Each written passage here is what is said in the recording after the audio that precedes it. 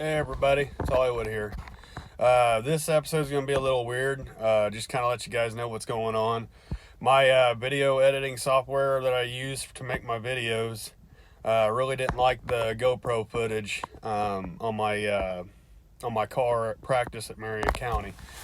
So to get you guys the video that I was trying to put out, I'm actually going to have to put out two. I didn't really record that much because it was a practice and I was by myself. I mean, I did have the Butlers there and everything like that, but they were worried about their car. But anyway, so like I said, I'm going to put out what I had edited, and I'm going to take out the video of my car, and then I'll put that separate so you guys can see what I did on the track. So the main video is just going to be us pretty much pulling up to the track, and then you're going to see me going out to the track on the left side because my GoPro ended up hanging down and only getting the left rear tire for some reason. I don't know if I just didn't get something tight or what. And then I'll go into Shane.